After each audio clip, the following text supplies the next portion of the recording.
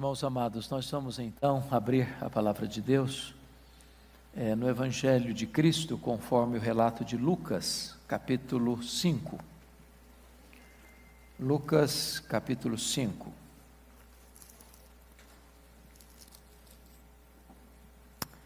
Faremos a leitura dos versos 12 ao verso 16.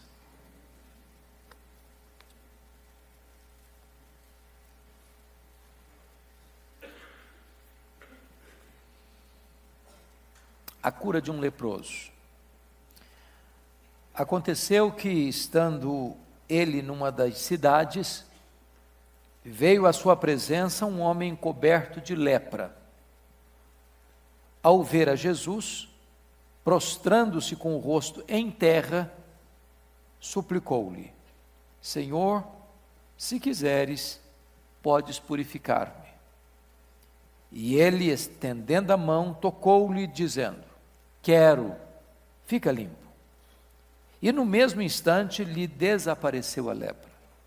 Ordenou-lhe Jesus que a ninguém o dissesse, mas vai, disse, mostra-te ao sacerdote e oferece, pela tua purificação, o sacrifício que Moisés determinou para servir de testemunho ao povo. Porém, o que se dizia a seu respeito cada vez se divulgava mais, e grandes multidões afluíam para o ouvirem e serem curadas de suas enfermidades. Ele, porém, se retirava para lugares solitários e orava. Eu quero pensar um pouco com vocês hoje, meus irmãos, sobre o tema O Senhor das causas perdidas.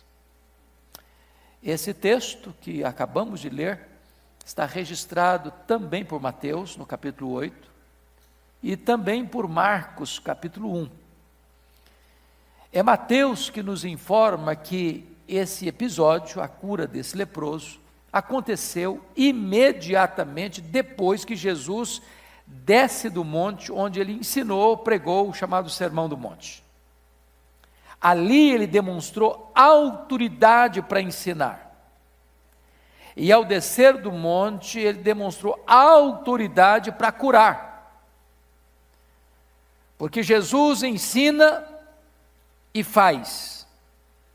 Ele tem poder para ensinar e ele tem poder para fazer. O que eu chamo a sua atenção é que a causa que está diante de Jesus é uma causa perdida. E eu gostaria hoje de tratar desta matéria com você, olhando 6 aspectos desse texto. 6 aspectos. Primeiro ponto que eu quero chamar a sua atenção é o doente. Confira comigo, por favor, o versículo 12. Você pode ler comigo o verso 12, por favor, toda a igreja?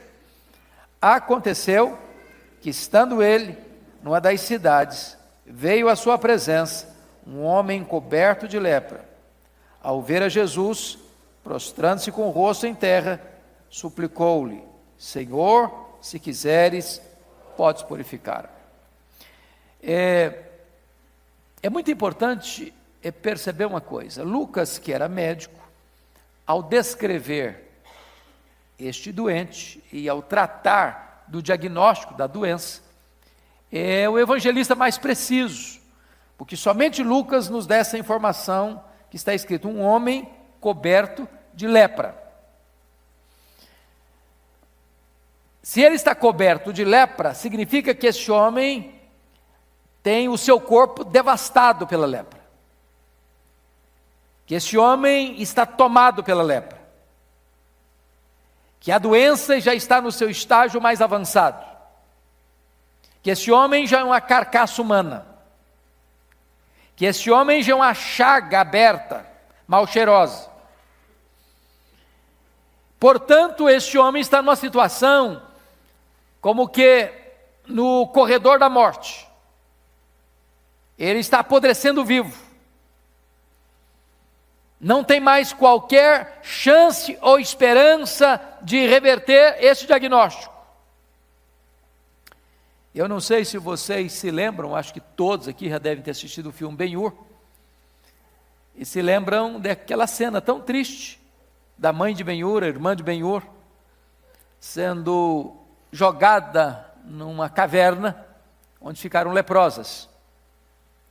E aquele é um cenário muito triste, porque este era o ponto. Uma vez que o indivíduo era diagnosticado com lepra, ele devia vestir-se de trapo, desgrenhar o cabelo, ser jogado numa caverna ou num leprosário. Ninguém mais são podia se aproximar. Se alguém tentasse se aproximar, ele tinha que gritar: imundo, imundo. Se ele tentasse romper esse cerco, ele podia ser apedrejado. Alguns usavam um sininho no pescoço, para que, porventura, se houvesse algum movimento fora do arraial da lepra, todos pudessem ficar atentos e avisados. E esse homem agora está tomado de lepra. A lepra, na Bíblia, é mais do que uma doença. Ela é um sinal, um símbolo da ira de Deus. Se não, vejamos, Miriam ficou leprosa por causa da sua rebelião. Geazi ficou leproso por causa da sua mentira. O rei Uzias ficou leproso por causa do seu orgulho. Deus impunha a lepra para mostrar o seu juízo àquelas pessoas. Mas a lepra, mais do que sinal da ira de Deus, a lepra representa também a gravidade do pecado. Há alguns paralelos entre a lepra e o pecado que vale a pena destacar. Eu gostaria de destacar apenas algumas delas. Primeiro, a lepra é mais profunda que a pele. Está lá em Levíticos 13:3. O pecado não é algo superficial.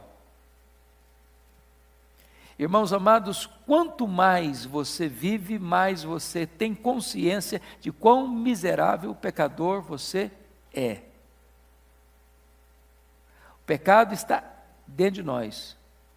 O nosso pecado, o nosso coração é um laboratório que produz em larga escala aquilo que ofende a santidade de Deus.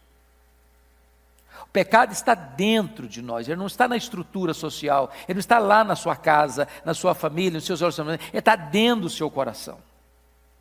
Eu hoje à tarde estava comentando com o pastor Ival, e eu escrevi uma pastoral, já quase vindo para cá, baseada em Romanos capítulo 7, desventurado o homem que sou.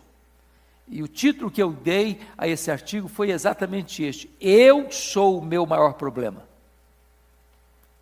Porque o meu maior problema não está do lado de fora de mim, o meu maior problema está dentro de mim. Esse é o problema do pecado.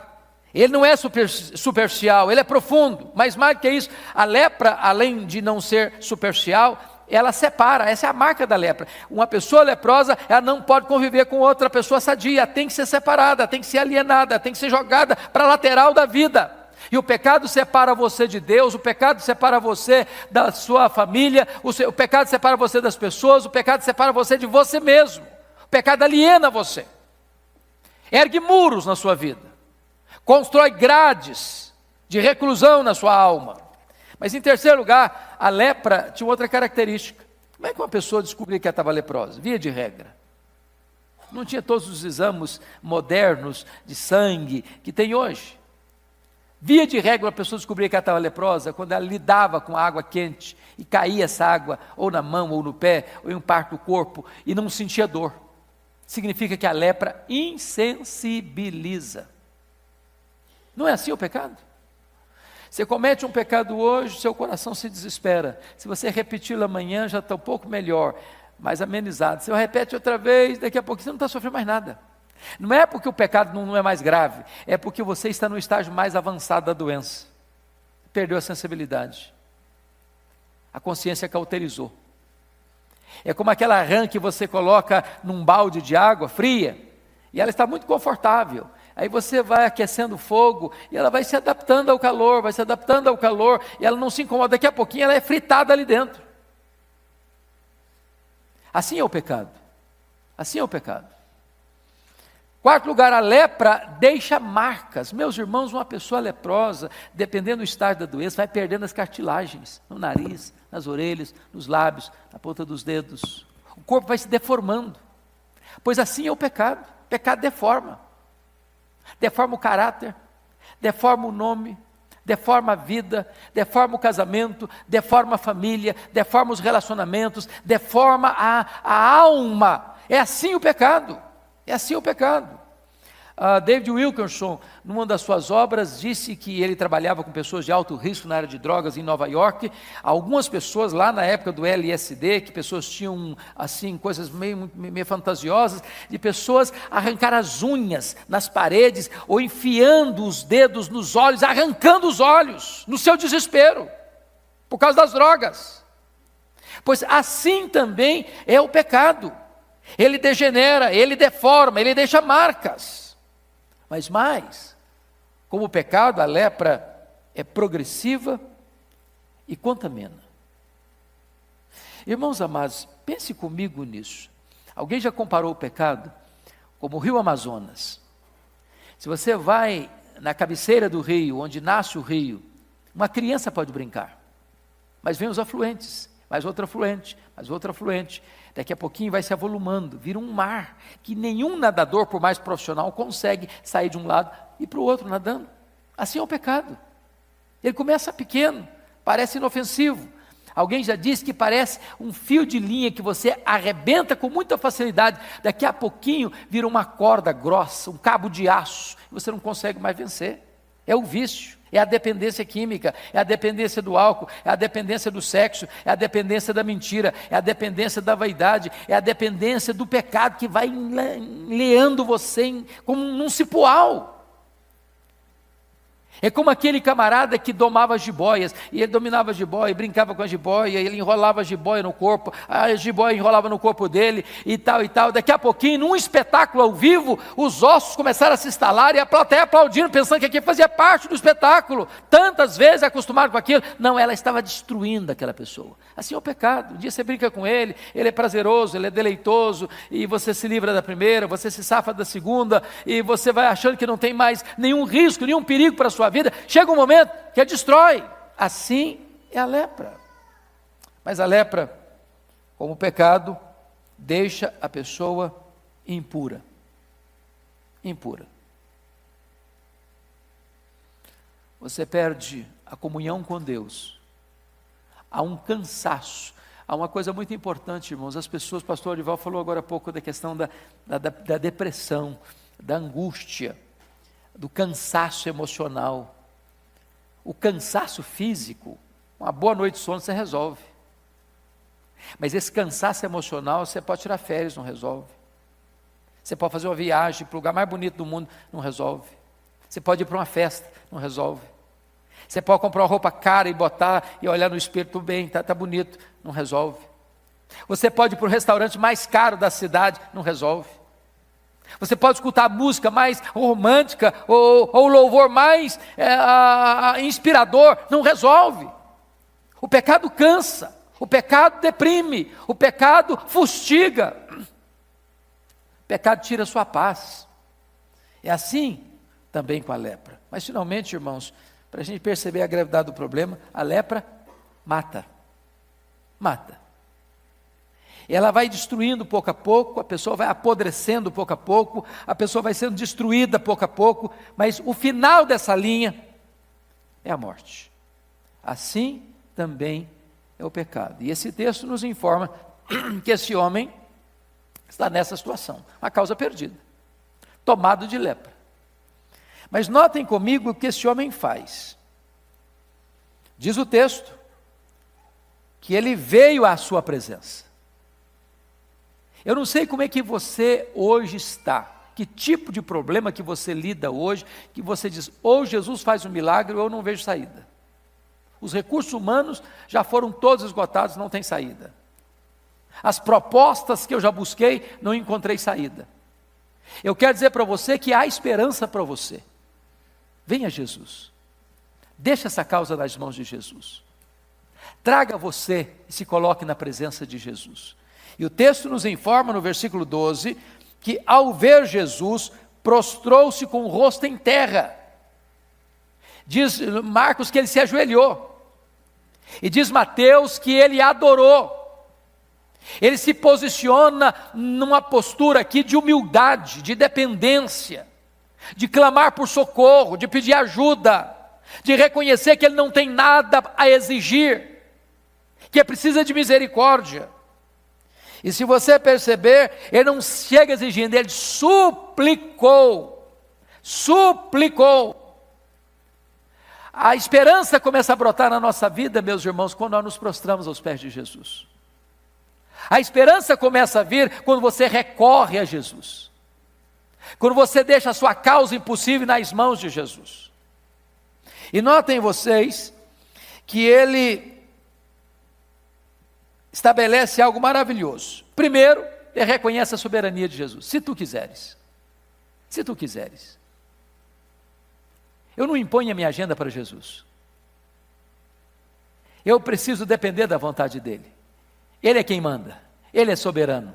Ele tem o poder, ele tem a autoridade, ele tem as rédeas, ele tem a solução, ele tem o remédio, ele tem a cura, ele tem o perdão, ele tem a salvação, ele tem a libertação, tudo está na mão dele, e você precisa chegar a ele nessa dependência, reconhecendo que ele é Deus, e ele é o único que pode trazer uma saída para a sua vida.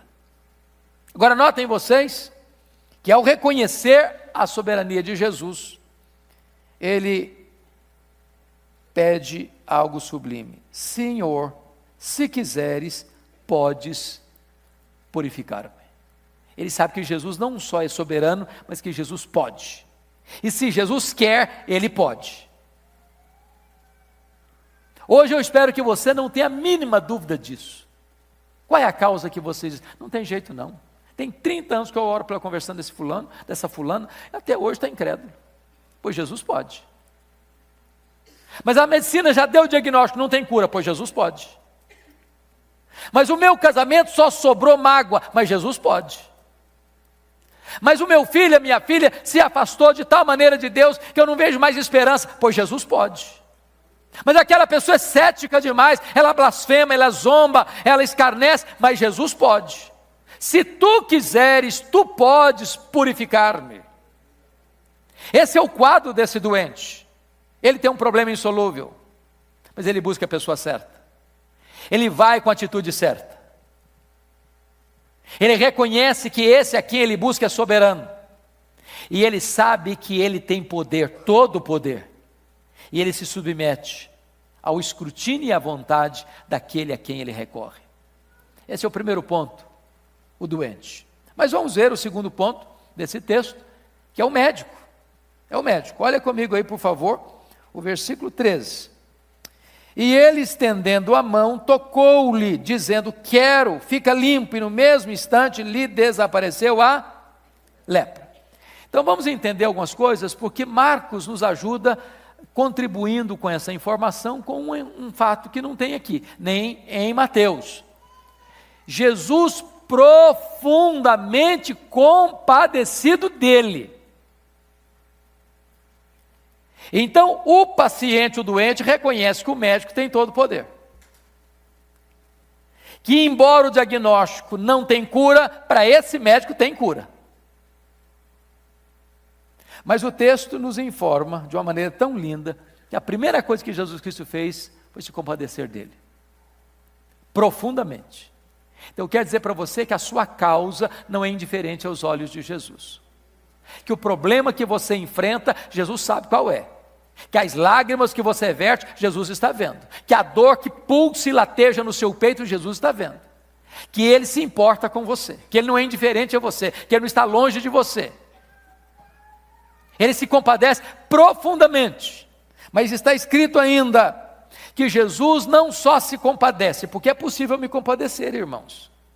Você passa pelas ruas de São Paulo, de vez em quando, eu estava chegando há poucos dias, e na calçada vi um cidadão todo machucado, ferido, e ele botou uma cobertazinha em cima da cabeça, e eu vi o momento que ele injetou a droga nas veias. Há muitas pessoas assim, machucadas, quebradas, desesperadas, arruinadas, e você sente compaixão por elas, mas você não tem poder de resolver o problema delas. Mas Jesus não tem só compaixão, está escrito aqui que Jesus compadecido, tocou-lhe, mas nunca ninguém tinha tocado um leproso, porque quando alguém toca um leproso, ele fica contaminado, ele fica impuro. Aquela lepra pode passar do doente para o médico que está tocando no doente. Mas a maravilha de Jesus é que ele, sendo puro, toca o impuro e não fica impuro, mas passa a pureza para aquele que é impuro, para que o impuro fique puro. Louvado seja Deus. Ele é um médico que hoje pode tocar a sua vida. Hoje pode quebrar aquelas algemas invisíveis que estão oprimindo a sua vida, aquele hábito que você tem que tantas vezes oprime você, ou aquele vício que você tem que vai estar como uma corrente e escravizando você, ou aquela situação que você vive lá dentro da sua casa que você não vê mais saída, pois Jesus pode tocar você nessa noite. Pode tocar você nessa noite. E Jesus não só toca este homem, mas Jesus Cristo disse para ele o seguinte: quero, se tu quiseres, Jesus diz, eu quero. Então quer dizer para você que Jesus tem interesse e pressa em trazer solução para os dramas que afligem a sua vida nesta noite. Quero. E aquilo que é impossível para os homens, ele diz, quero, fica limpo. Somente ele pode dar esse diagnóstico. Porque hoje eu não estou tratando com você dessa lepra da carne, eu estou tratando hoje com você de uma doença muito mais grave, muito mais profunda, de consequências muito mais demoradas, eternas inclusive, do que a doença física. E só Jesus pode dizer assim, fica limpo, fica perdoado, fica liberto, fica restaurado. Ele tira a mancha, ele tira a mácula, ele tira o pecado, ele limpa com seu sangue, ele purifica você, tornando você mais alvo do que a neve. Esse é o nosso glorioso médico. Ele traz cura, e a cura dele é imediata, a cura dele é pública, a cura dele é completa. É completa. Então vamos ver o terceiro ponto desse texto aí, que é exatamente isso que nós estamos mencionando. Primeiro nós vimos sobre o doente, depois nós vimos sobre o médico, vamos ver agora em terceiro lugar sobre a cura. Olha o versículo de número 12, versículo de número 13, aliás, parte B. Jesus diz, quero, fica limpo. E no mesmo instante lhe desapareceu a lepra. Se esse homem estava coberto de lepra, tomado de lepra, o que você conclui? Você conclui que já era uma pessoa deformada fisicamente, que já tinha perdido as cartilagens, não tinha orelha direito, não tinha nariz direito, seus lábios tinham sido tomados, talvez os dentes tinham caído, os seus dedos já estavam todos rumbudos, não tinha mais unhas, deformado, os dedos dos pés apodrecidos. Jesus não só cura o que está doente, refaz o que não tem mais. Esse homem não volta à cura deformado. Jesus restaura esse homem de forma plena. Aliás, essa é a marca das curas de Jesus. Eu acho isso maravilhoso. Ele chega no tanque de Betesda, tem um cara lá 38 anos numa maca. Se você curar um cidadão 38 anos numa cama, mesmo que ele esteja curado, ele vai ter que fazer 6 meses de fisioterapia para começar a andar. Mas o cara que Jesus cura, ele já sai saltando, ele já sai pulando, já sai carregando a cama, e ele vai para casa. A cura que Jesus faz não é a crediário, não são em doses homeopáticas, é completa, é cabal, é permanente, é pública. Tem muita gente hoje vendendo cura, irmãos, que você fica com dúvida, o cara sai todo troncho, assim, você sabe que está curado, parece que é um negócio assim, imitado, é um negócio que não demonstra o poder, que há muita propaganda. Jesus não faz propaganda de milagres, ele faz milagres, ele opera maravilhas, ele realiza prodígios. E hoje o prodígio que você veio e precisa, ele é poderoso para fazer na sua vida. A cura é completa.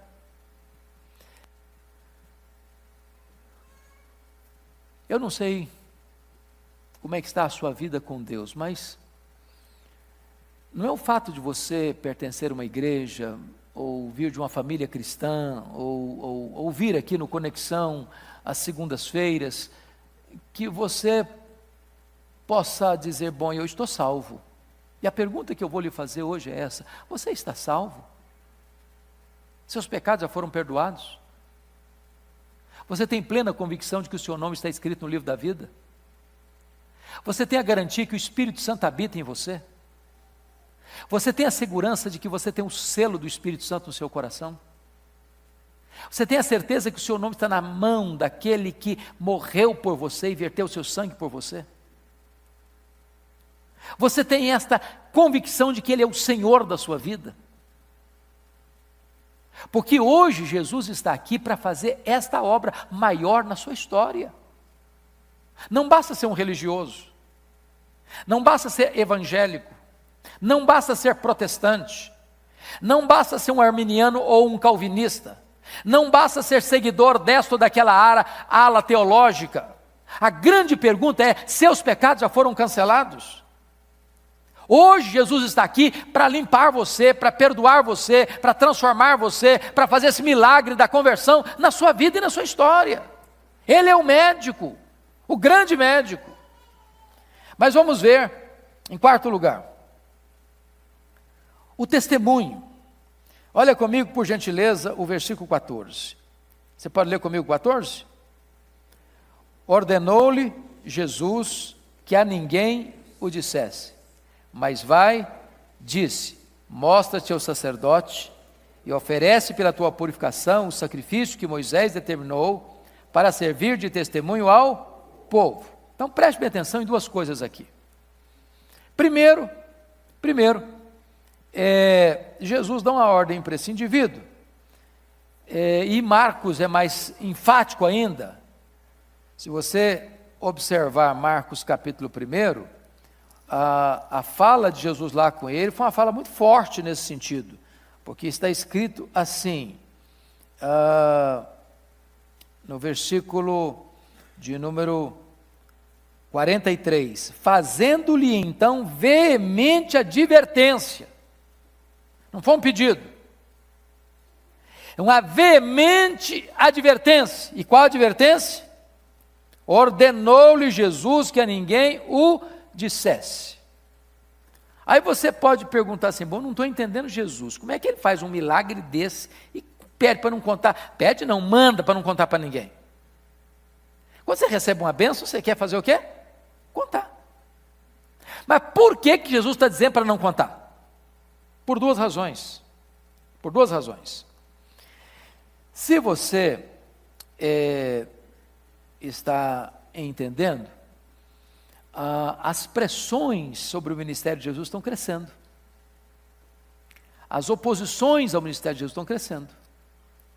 E Jesus não estava querendo antecipar uma agenda de confronto e de tensão, seja com os fariseus, com os escribas, com os herodianos, com as forças políticas de Israel, porque ele sabia exatamente o tempo onde esse confronto haveria de acontecer.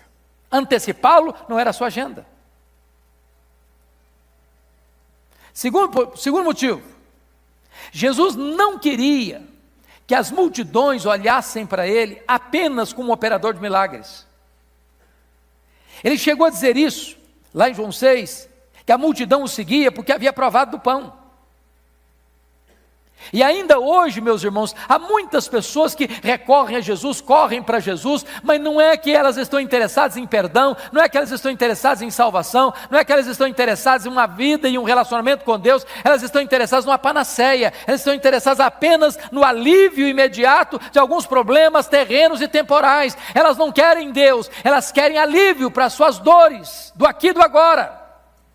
E Jesus nunca favoreceu esse tipo de agenda de ajuntar ao redor de si os curiosos que queriam ver sinais e maravilhas. Ele veio para salvar.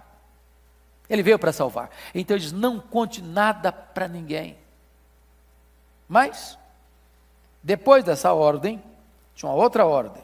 Qual é a segunda ordem que Jesus disse? Vai, mostra-te ao sacerdote e oferece pela tua purificação o sacrifício que Moisés determinou para servir de testemunho ao povo. O que Jesus quis dizer aqui? O que Jesus está dizendo aqui, amados irmãos, é que O milagre já estava pleno, mas somente a autoridade sanitária, que era o sacerdote que dava o diagnóstico de lepra, poderia reconhecer esse indivíduo como de fato curado, liberando-o para retornar ao convívio da sua família, retornar à sua sinagoga e retornar ao convívio social. Quando Jesus dá essa ordem para esse homem, Jesus está protegendo esse homem, porque imagine você, esse cidadão que estava lá no leprosário, todo mundo conhecia, vamos imaginar que era o Sr. José, o Sr. José está lá no leprosário, todo mundo sabe que ele está num estado pior, ele está num estágio mais avançado da doença, ele está para morrer hoje, morre amanhã, e de repente o Sr. José aparece, andando no meio da rua, todo bonitinho, com a roupa bonita, e todo mundo correria dele, nem a família dele o receberia. Ah, mas eu fui curado. Não, cadê o atestado de cura? Quando Jesus manda esse indivíduo para o sacerdote, é que Jesus está dizendo algumas coisas. Primeiro, as curas que ele opera são verificáveis. Há uma experiência subjetiva? Há. Há uma experiência que só você sabe? Há. Mas há uma transformação que todo mundo enxerga e vê. O que Jesus faz na sua vida, a sua família precisa ver, seus vizinhos precisam ver, seus colegas de trabalho precisam enxergar, seus amigos de faculdade precisam enxergar, todo mundo que está ao seu redor precisa notar, esse cidadão era uma coisa ontem, agora é outra coisa hoje, ele estava perdido, foi achado, ele estava morto e reviveu, ele estava doente, está curado, ele vivia no pecado, agora quer viver em santidade. Há uma mudança, há uma transformação. Então, o que Jesus está dizendo para esse moço é o seguinte: eu me importo com você, não só em curar sua doença, eu me importo em que você seja reintroduzido ao convívio social. Eu quero que você possa viver uma vida plena, agora como um homem curado e transformado. Esse é o ponto que nós estamos chamando aqui de testemunho. Mas vamos ver o penúltimo aspecto desse texto, que é o impacto. Olha comigo, versículo 15. Vamos ler juntos o 15? Porém, o que se dizia a seu respeito, cada vez mais se divulgava, e grandes multidões afluíam para o ouvirem e serem curadas de suas enfermidades. Mas vamos dar uma olhadinha, por gentileza? Vamos dar uma olhadinha, por gentileza, nos textos paralelos? Para que você possa, nos textos paralelos não, porque nesse quesito Mateus não entra nele, mas Marcos é mais claro do que Lucas. Vá lá para Marcos capítulo 1, por favor, só um pouquinho, depois você volta para Lucas. Vamos lá, Marcos capítulo 1, olha por gentileza, o que está escrito no verso 45, porque no texto de Lucas, não fica claro quem é que espalhou a notícia. No texto de Lucas 5,15 está escrito, porém o que se dizia a seu respeito, mas se dizia, a partir de quem que se dizia a seu respeito? Quem é que divulgou isso? Lucas não trabalha bem isso, mas Marcos sim. Olha o texto de Marcos então, vamos lá. Marcos 1,45, você pode ler comigo? Mas, tendo ele saído, entrou a propalar muitas coisas e a divulgar a notícia, a ponto de não mais poder Jesus entrar publicamente em qualquer cidade, mas permanecia fora, em lugares ermos, e de toda parte vinham ter com ele. O que é que você está notando aqui? O texto de Marcos diz que Jesus deu para ele uma veemente advertência. O que é veemente advertência, hein, gente? Conta não, tá? Isso é veemente advertência? Não, isso não é veemente advertência. Você não vai contar para ninguém, está entendido? Presta atenção, não é para falar. Isso é veemente advertência. Mas o cara sai dali, ele não se contém. Ele sai, boca só tem boca. É uma boca ambulante, é um megafone. E ele fala com tanta veemência, ele fala com tanto entusiasmo, que todo mundo começa a saber. É por isso que agora Lucas nos informa no versículo 15, porém o que se dizia a seu respeito, porque note você, o testemunho dele alcança mais gente, que alcança mais gente, que alcança mais gente, e está virando aqui um rio caudaloso de informações, a ponto de grandes multidões afluírem. Esse homem, ele desobedece a Jesus. E sabe qual é o problema? Jesus precisou se afastar. Já não podia entrar mais nas cidades publicamente. Toda vez que eu desobedeço a Jesus, eu mantenho Jesus longe. Mantém Jesus longe.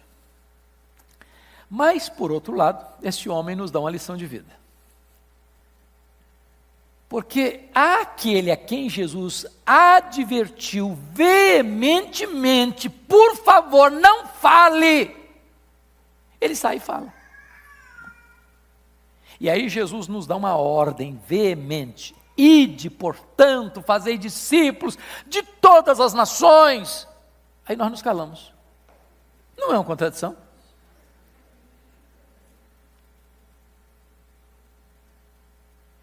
Jesus manda o cara ficar calado, ele fala. Jesus manda o cara falar, ele se cala. A desobediência deste homem desmascara a nossa desobediência, porque a nossa é pior que a dele. Ele fala porque ele recebeu algo tão grande que ele não pode ficar calado. E nós, a despeito, temos recebido algo tão grande, calamos-nos covardemente. Mas eu quero deixar o último ponto. Eu disse para vocês que nós trabalhamos nesta noite 6 pontos nesse texto. Primeiro, o doente.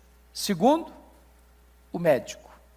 Terceiro, a cura. Quarto, testemunho. Quinto, o impacto. Último lugar, sexto lugar, o retiro. Versículo de número 16. Olha comigo, pode ler comigo? 16.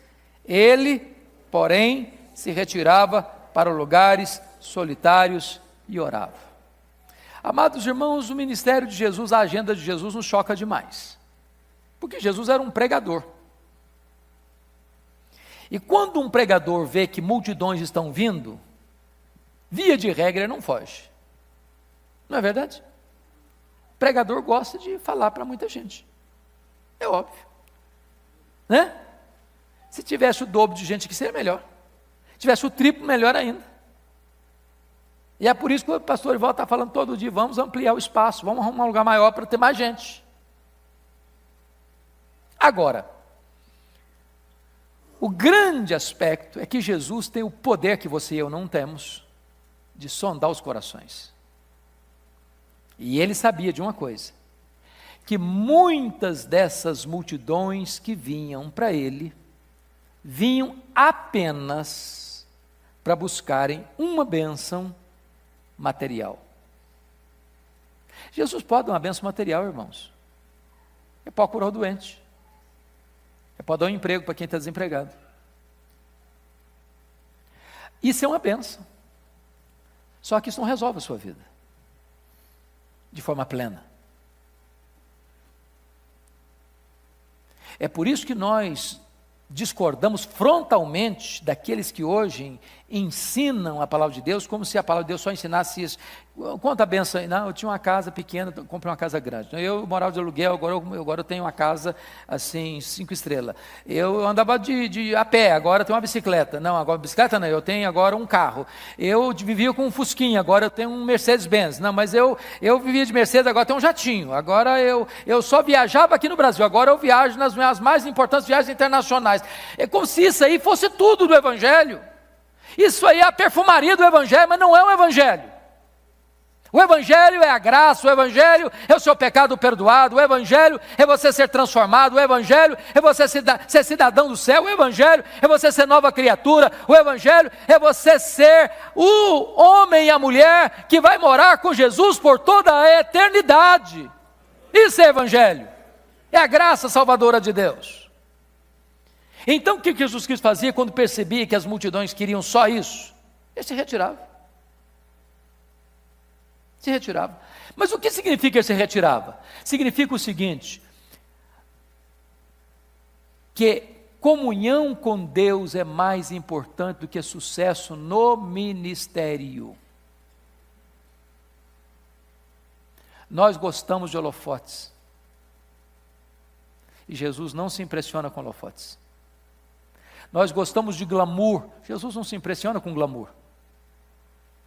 Nós avaliamos as coisas de outro jeito. Se tiver uma multidão grande, aí sim, aí a bênção está aí. Pode ser que não esteja. Pode ser que não esteja. Ele se retirou. Mas ele não se retirou para fazer qualquer outra coisa, não. Ele não se retirou para tirar uma soneca. O que está escrito no seu texto aí? Se retirava para lugares solitários, fazia o quê? E orava. E ele não se retirou pontualmente, factualmente só que não. Ele se retirava num sentido de que isso era uma constante na vida dele, isso era uma dinâmica no ministério dele, isso era uma agenda permanente na vida ministerial dele. Ele se retirava, ele se retirava, ele se retirava, ele se retirava, ele se retirava, retirar para lugares solitários, para um propósito, para buscar a Deus em oração. Que lição preciosa, irmãos. Porque você e eu não temos condições de atender às demandas tão grandes também das multidões, se nós não formos revestidos de poder por meio da oração. O que Jesus está nos ensinando aqui também é um princípio de que o ativismo precisa ser revisto na nossa agenda. Se nós não estamos tendo tempo para estar com Deus, nós estamos ocupados demais. Tempo com Deus. E eu gostaria de fazer uma sugestão para você hoje aqui. Eu não sei se você tem tempo com Deus de vida devocional. Quando eu falo tempo de vida devocional, eu vou fazer uma análise aqui. Às vezes a sua vida é muito complicada porque ela não é regular. O que eu chamo de regular? Regular é aquele cidadão que tem um horário certinho, todo dia, toda semana, todo mês, todo ano, ele tem horário para levantar, todo dia, meu horário é levantar 6 horas. 6 horas, pronto, acabou. Toma banho, toma café, sai de casa 7 horas. Isso é regular. Sol, chuva, noite, não importa. Todo dia a mesma coisa. Se você tem uma vida regular assim, você deveria ter um tempo específico, regular, de vida devocional. Seu tempo devocional. É 15 minutos? É meia hora? É 1 hora? Você vai perguntar para Deus o que vai funcionar. Agora imagine que você não tem uma vida regular assim. Um dia você levanta às 4 da manhã, outro dia você levanta às 3, outro dia você levanta às 7, outro dia você não levanta, outro dia você está aqui, outro dia você está lá, outro dia você não está nem lá nem cá, você está em outro lugar diferente. Tem dia que você almoça, tem dia que você não almoça, tem dia que você toma café, tem dia que você faz jejum o dia inteiro. Então você não consegue ter um horário específico, num lugar específico para orar. Aí eu aprendi isso. Para de ficar com neura e com culpa. Tenha vida devocional. Sabe o que é vida devocional?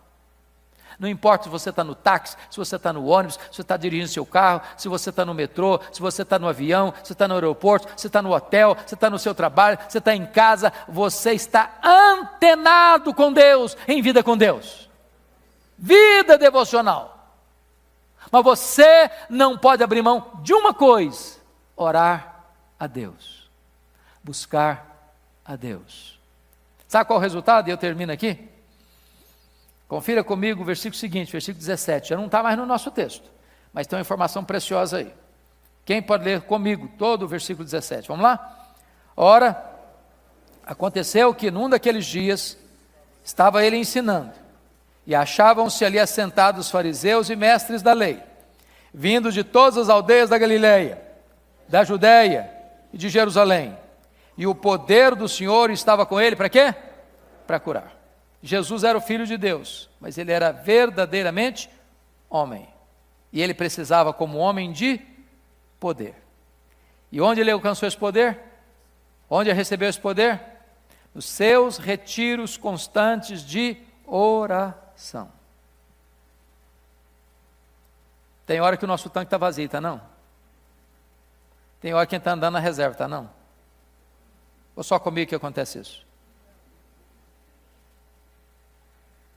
Quem de nós pode dizer assim, não, eu já estou com o tanque cheio para o resto da minha vida, não preciso nem orar mais, que agora eu estou cheio até Jesus voltar. É assim que acontece? É assim que a Bíblia ensina? Não é. A plenitude de ontem não serve para hoje mais. Hoje é dia de encher de novo o tanque. Hoje é dia de andar com Deus outra vez. Hoje é dia de você buscar Deus de novo em oração. Sabe por quê, irmãos? Porque a demanda de hoje foi para hoje. Amanhã é outra demanda. Amanhã é outra multidão. Amanhã é outra gente doente. Amanhã é outra necessidade. E amanhã é outra necessidade de revestimento de poder para atender aquela demanda da manhã.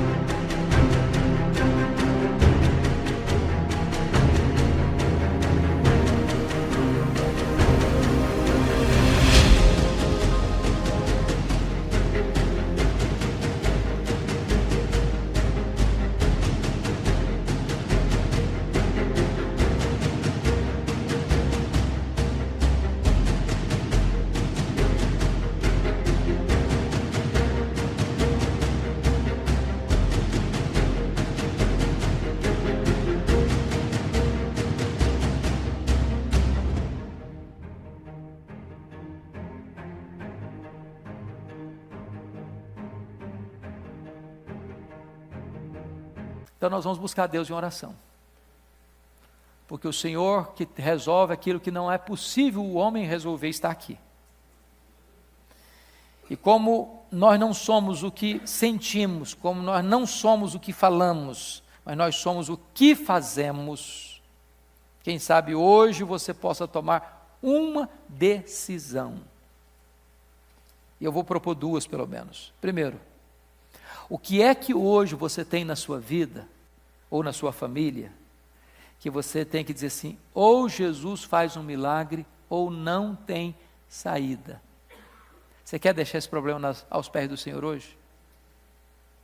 Seja uma cura, seja a conversão de um parente, seja um problema lá dentro da sua casa que você sabe que precisa ser tratado e resolvido. Quer colocar esse assunto hoje? Segunda coisa, prática que eu quero colocar para você. Defina ou um tempo devocional ou uma vida devocional. Mas não abra mão disso.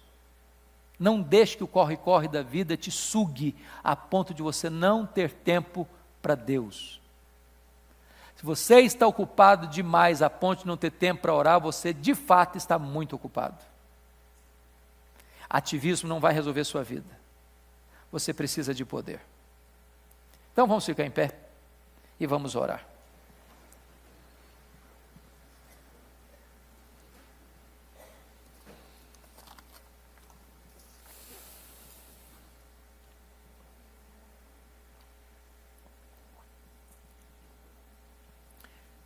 Senhor Deus, nós estamos na Tua presença, com as nossas carências, com as nossas necessidades, com as nossas lutas, com os nossos dramas, com as nossas chagas expostas, com as nossas doenças do corpo e da alma. E nós não temos forças, ó Deus, nós não temos poder, nós não temos a solução, nós só temos uma coisa, é prostrarmos aos Teus pés e clamar por Tua misericórdia.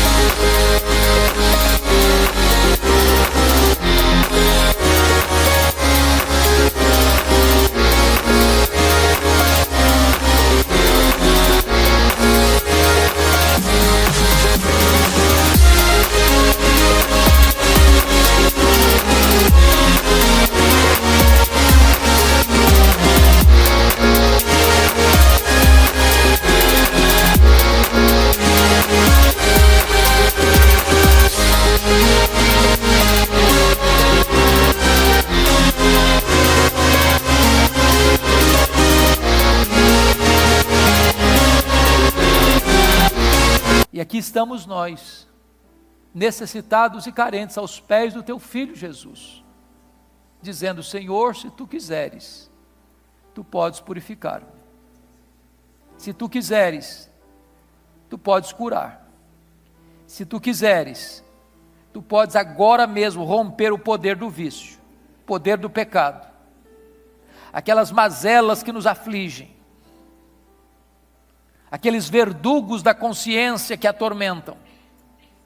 Em nome de Jesus, Deus, traz resposta para o coração aflito e necessitado nesta noite. Manifesta o teu poder, solta as ligaduras, quebra as algemas, manifesta o teu poder salvador, libertador, restaurador nesta noite. Em nome de Jesus, ensina-nos a orar. Não permita que sejamos iludidos com o glamour das multidões. Meu Deus, dá-nos a bênção de conhecermos a tua intimidade, de nos deleitarmos em ti mais do que no sucesso da obra. Queremos que tu sejas o primeiro, porque se tu não fores o primeiro, outro lugar tu não desejas na nossa vida. Ah, meu Deus, ajuda-nos a andar na tua presença, porque o mundo está tão necessitado, as demandas são tão grandes, e nós não temos poder, Senhor.